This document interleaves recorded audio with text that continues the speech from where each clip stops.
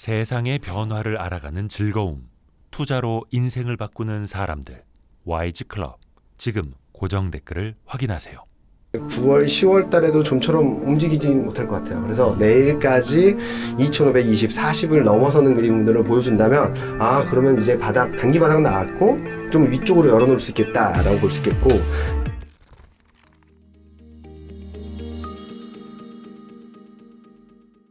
오늘이 8월 17일. 8월 17일인데 오전까지만 하더라도 와 이거 2,500이 깨졌었잖아요. 2,480까지 갔었죠. 조금 회복이 돼서 끝났죠, 그래도. 네, 2,510선은 넘어서 끝났습니다. 다행이다. 2,519. 네, 마무리가 2,520. 됐고 코스닥은 상승반전에서 상승반전했죠. 네. 끝났고. 코스피에서 2,500 깨지길래 네. 어떻게 해야 되지? 도망가야 되나? 그래서 제가 이제 도망가지 않고 이경민 팀장님을 모셨습니다. 잘한 선택이죠. 봐야죠. 봐야죠. 아니 왜 이렇게 시장이 흔들렸던 거예요, 이거?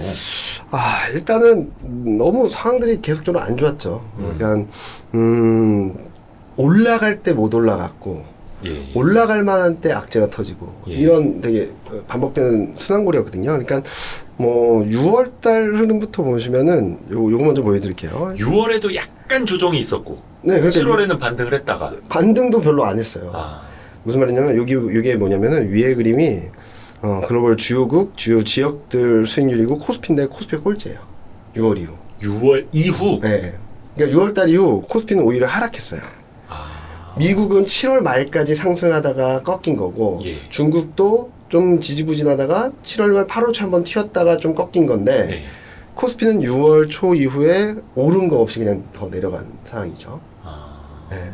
그래서 이게 왜 그럴까라고 보면은 일단 원달러 환율도 등락은 컸지만 그렇게 많이 빠진 것도 아니거든요. 네네네. 근데 왜 그랬을까를 보면은 요 그림 보시면 조금 이해가 되실 텐데, 7월 달에 말씀드렸듯이 미국 증시가 굉장히 강했어요. 글로벌 그렇죠. 전반적으로 다 강했거든요. 네네네. 근데 코스피만 2차전지. 그걸 쏠려버렸습니다. 쏠려버려서 여기 보시면은 자동차, 운송, 반도체, IT 하드웨어, 기계, 기존 주도주라고 할 수 있는 업종들이 다 밀려버렸어요. 그래서 다른 나라들은 7%, 8% 오를 때 코스피 혼자 2.66%밖에 못 올라서 예. 굉장히 약한 상승을 했을 뿐이고, 네네. 자, 이제 8월달, 그러니까 7월 말, 7월 26일날 2차전지가 정점을 찍고 꺾이는 상황에서 반도체, 자동차, 인터넷이 좀 움직거리긴 했거든요. 네. 그래서 2660까지 갔었죠. 네네네. 그러니까 여기 이때부터 뭐 중국 지표 잘 안 나오고, 한국 수출 잘 안 나오고, 거기다가 미국 신용등급 강등 이슈에 대외 악재가 몰아치니까 원달러니 팡 튀면서, 그때부터 또 여기 보시면은 7월, 8월 수익률만 보시면 파란색을 보시면 여기서 또 반도체, 자동차, 기계, 조선, 거기다 2차전지까지 밀려버리니까 시장에 힘을 전혀 못 썼던 상황이라고 볼 수 있겠죠. 그래서 지금까지 보면은 6월달 이후에 주도주는 계속 눌리는 상황에서 7월달에는 2차전지가 한번 뽑아주고, 네. 8월달에는 여기 보시는 것처럼 호텔 레저, 소매유통, 화장품 의류, 그러니까 중국 소비 관련주 내수주들이 순환매를 돌고 있다 정도로 볼 수 있을 것 같아요. 그 뭐 단체 관광 이슈로 네. 좀 올라왔고. 좀 올라왔죠. 그래서 지금은 글로벌 증시가 움직일 때는 2차전지 쏠림 현상 때문에 예. 8월에는 대내외 악재가 시장을 눌려버렸다라고 볼 수 있겠고요. 이런 상황에서 제가 그래도 오늘 자료를 준비하면서 제가 이거 오늘 오전 12시까지 준비한 거거든요. 이게 뭐냐면 오늘 점심때까지? 점심때. 야, 제가 저희가 오후 4시에 촬영하고 있습니다. 네네. 이게 앞서 보여드렸던 그림이 원래 제가 그렸던 그림인데 지금 2520을 지켰어야 되는데 이거 깨고 내려와 버렸어요. 기술적으로 봤을 때. 그리고 밸류에이션으로 봤을 때도 2520, 40에 되게 중요한 지수대가 있었는데 그걸 깨고 내려와서 좀 여러 가지 고민을 하다가 그래도 여기서 200일 이동평에 서 있는 2480 정도만 지키면은 시장이 바로 무너지진 않겠다. 한번 박스권 상단이라고 할 수 있는 2650 돌파 시도 한번 가능하지 않을까라는 생각을 했는데 다행히 이때만 하더라도 계속 좀 떨어지고 있었어요. 2480, 2490. 네. 그래서 오늘 2520선 정도까지 좀 올라오는 그림인데 여기만 지켜낸다면 2650, 좀 길게 봤을 때 2700까지는 좀 반등 시도가 가능하겠다. 원래 제가 생각했던 거는 8월, 9월 중에 2800선 근처까지도 갈 수 있다라고 생각을 했었는데 최근 시장 상황이라든지 환율 상황들을 보면은 좀 너무 눌러나 잡아줘서 상단과 하단을 조금 더 낮춰야 되지 않을까? 라는 생각을 하면서 말씀을 드렸고, 만약에 오늘 반등을 해서 2480에서 반등을 해서 2520까지 회복을 했는데 2480을 깨면 올해 9월, 10월 달에도 좀처럼 움직이지 못할 것 같아요. 그래서 내일까지 2520, 40을 넘어서는 그림들을 보여준다면, 그러면 이제 단기 바닥 나왔고, 좀 위쪽으로 열어놓을 수 있겠다라고 볼 수 있겠고, 만약에 내일 또 2480을 깨고 내려가 버리면, 아이고, 당분간은 좀 쉴 테니까 그냥 모아가는 전략으로 가자라는 쪽으로 스탠스를 좀 바꿔야 되지 않을까라는 생각을 하고 있어요. 저거는 기술적으로 좀 봤을 때인가요? 기술적으로 봤을 때도 그렇고요. 2480이 뭐가 있냐면, 200일 이동평균선도 있고, 12개월 선행 PER, 확정 실적 PBR, 12개월 선행 PBR, 확정 실적 PBR 둘 다 올해 평균이 마이너스 1표준 편차 수준이 딱 2480이에요. 마이너스 1표준 편차. 네. 그래서 여기가 뚫리면 좀 힘들겠다. 얘기를 했었는데, 다행히 오늘 저점 대비 거의 40포인트 가까이 올라왔죠. 올라오면서 좀 움직임이 나타났던 게 좀 다행이지 않을까라는 생각을 하고 있습니다. PBR 마이너스 1 표준 편차라는 게 어떤 뜻이에요? 올해 평균치에서 네. 마이너스 1 표준 편차. 확률적으로 올해 평균으로 봤을 때 5% 정도밖에 확률이 안 되는 되게 저평가된 상황이다. 단기적으로. 그 정도 평가를 할 수 있겠죠. 그게 2480 네. 정도고. 네. 물론 이건 이제 기술적이라든지 밸류에이션으로 이제 보는 거니까 네. 그게 절대적인 지표는 아닙니다. 그러니까, 간혹 들으시는 분들이 그 지표에서 1포인트라도 벗어나면 뭔가 절대적으로 맞고 틀리고 또 이렇게 판단을 하셔가지고. 제가 말씀드리고 싶은 거는 지금은 솔직히 말씀드리면은 대응의 영역이라고 생각을 하고 있어요. 대응의 영역? 무슨 말이냐면 아까 보여드렸던 그림에서 보시는 것처럼 2480을 찍고 반등을 하면은 한 2650 좀 더 간다면 2700선까지도 움직일 수 있는데, 그러면은 좀 단기 트레이딩에서 좀 비중을 줄이는 기회가 한번 있을 거라는 거고. 올라갈 때. 네. 우리 만약에 2480을 깨고 내려가면 결국에는 내년에는 상승이거든요. 네. 방향성이 위쪽인데 좀 조정이 좀 길어진다라고 생각하시고 2600 밑에선 살만한 구간, 2500 밑에선 적극 매수 하면서 좀 분할 매수, 좀 매집해 나간다는 생각을 하신다면 좀 좋지 않을까라는 말씀을 드리고 있어요. 약간 좀 단기 박스권 네, 전략처럼. 박스권 전략처럼. 네, 그렇게 보시는 게 맞다라고 보고 있고요. 지금 저도 원래는 8, 9월 달에 2800을 넘어설 수도 있지 않을까라는 기대를 했어요. 아까 잠깐 그 말씀해 주셨는데 그러면은 뭐 8, 9월에 뭐가 좀 좋은 뭐 이벤트가 있는 거예요? 일단은 중국 경제 지표가 이렇게 박살이 날 줄은 몰랐습니다. 중국 경제 지표 너무 안 좋았죠. 예. 그리고 중국 부동산 이슈가 전 이때 들어올지는 좀 고민을 했었어요. 그러니까 몰랐던 거죠. 솔직히 말씀드리면. 그런 두 가지 변수. 그러니까 중국 변수가 제가 생각했던 2800까지 가는 그림에서 중국 변수가 되게 중요했거든요. 왜냐면은 위안화도 7을 넘어서는 상황에서 야, 이건 너무 과하다. 달러당 7위안. 네.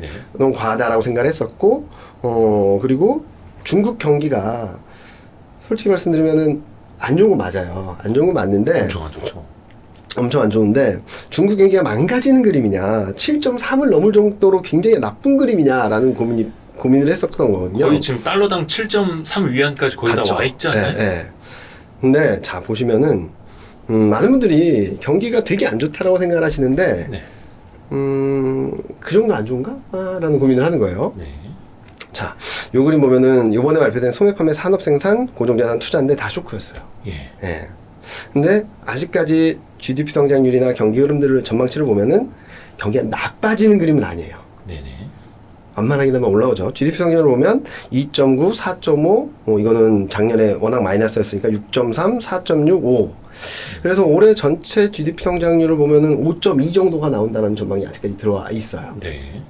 그러니까 경기는 우리가 기대했던 것보다 너무 못하고 있는 건 맞는데 그렇다고 해서 경기 방향성이 밑아래냐? 그건 아니거든요.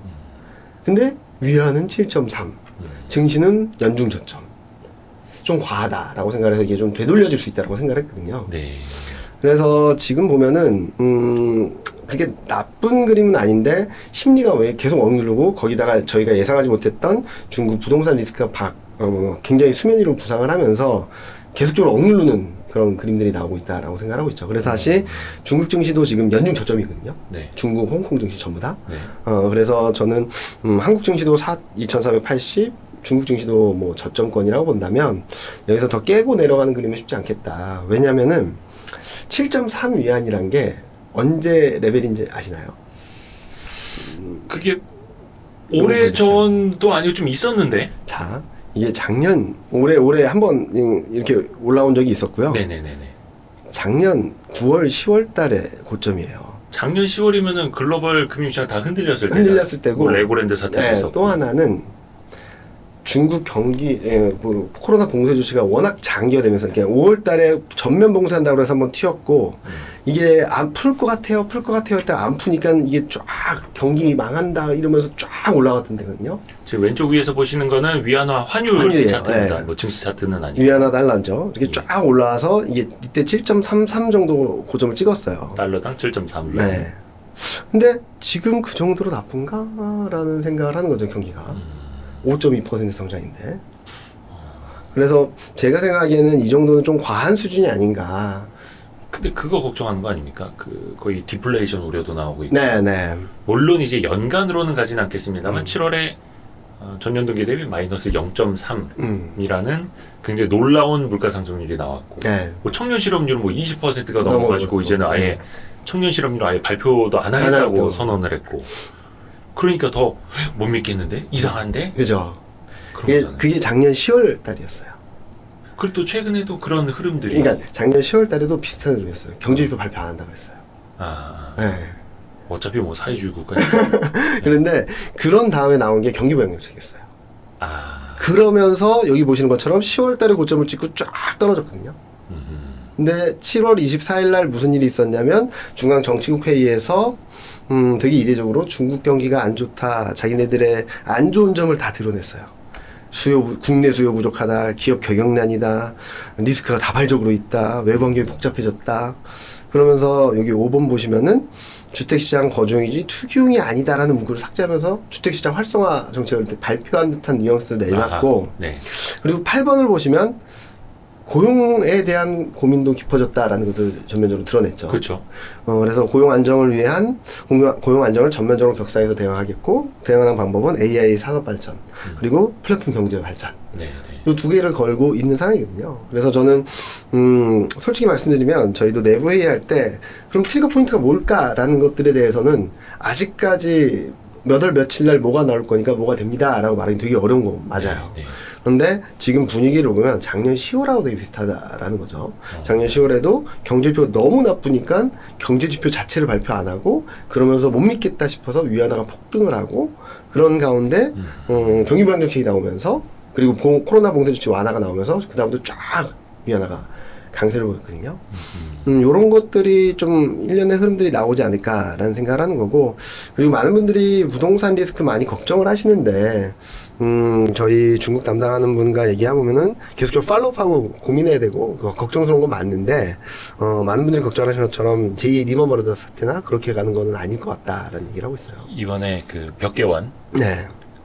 컨트리 가든이라고 네, 컨트리 하고 가든이요. 비구이위 맞아요. 여러 가지 말을 하고 근데 있죠. 그게 전반적인 부동산 시장의 큰 위기로 이어지진 않을 거고. 그렇고. 네. 그러면 근데 그 부동산 개발사들의 어떤 구조조정 과정으로 네. 볼수 이게 좀 시간이 필요하고 그 과정을 거칠 수는 있겠지만 이로 인해서 미국 금융위기처럼 금융 시스템이나 은행 시스템이나 전반적인 주택 시장이 붕괴되는 그림으로 가지는 않을 거다라는 얘기를 하고 있죠.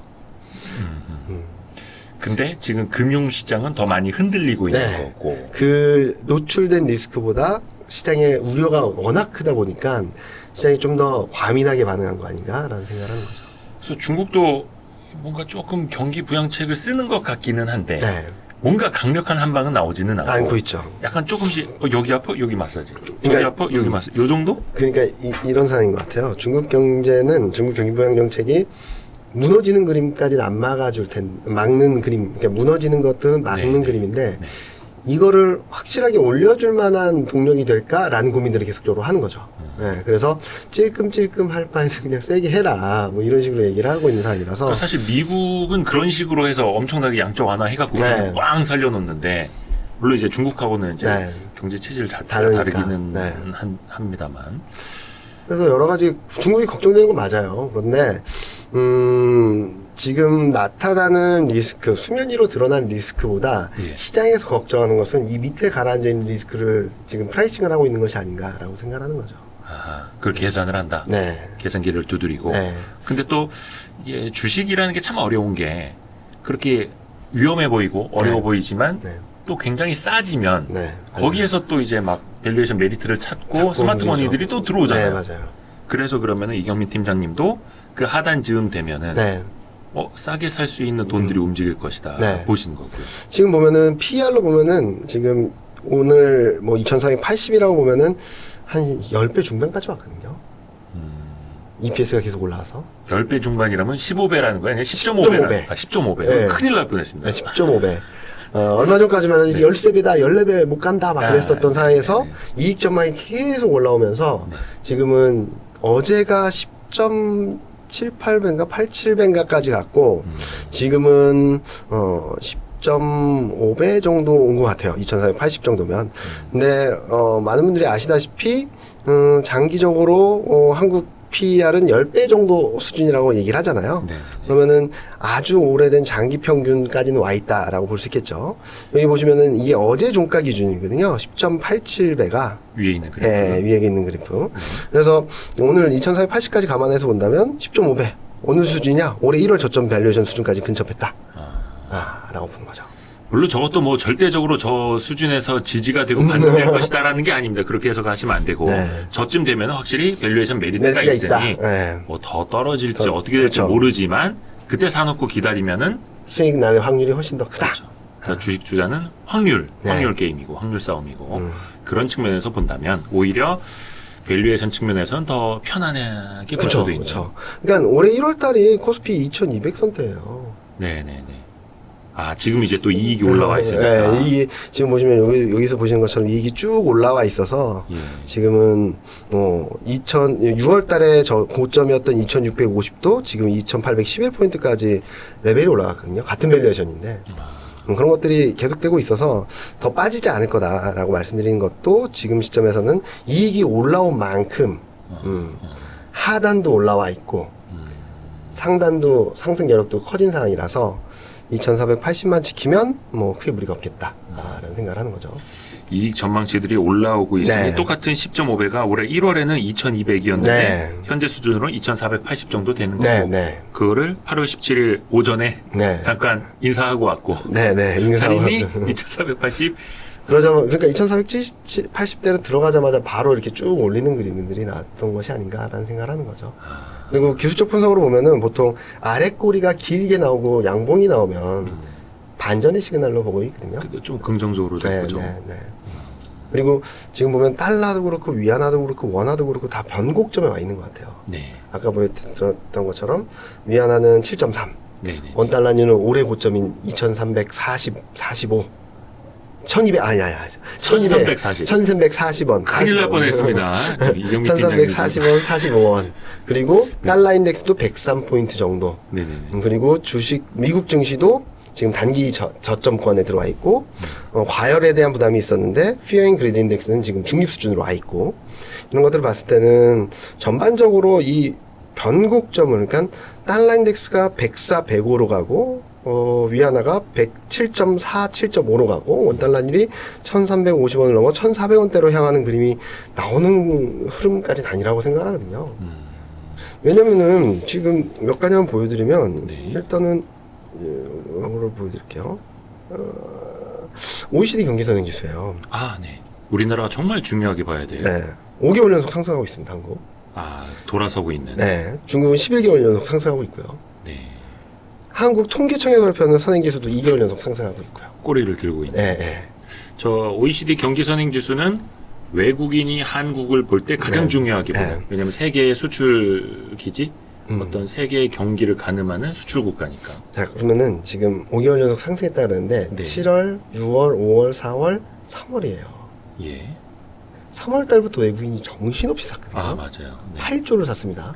딱 OECD 선행 지수 거의 저점부터. 네. 그리고 또 하나 볼 거는 이게 광공업 생산 한국 지표예요. 네네. 광공업 생산이 이렇게 마이너스 폭을 줄이고 있었는데 많은 분들이 이거 올라오는 거 믿을 수 없다라고 말했던 이유가 제조업 재고 출하 비율. 그러니까 재고가 많이 쌓이고 출하가 제대로 안 되면 이게 쫙 올라가거든요. 네. 이게 계속 올라갔어요. 사상 최고치까지. 재고만 쌓였던 거예요. 네, 출하가 안 되고. 그러던 게 2달 연속 급락을 하면서 아, 이제 재고가 소진되는구나. 22년 10월 수준까지 내려왔어요. 자, 그럼 뭐가 움직였을까 보면은 출하도 늘었습니다. 전월 대비해요. 3.3%. 예. 반도체, 디스플레이, 기계, 전지. 재고는 전월 대비 6.2%가 급감을 했죠. 재고가 줄었다라는 건 물건이 나갔다는 나갔다. 거고. 네.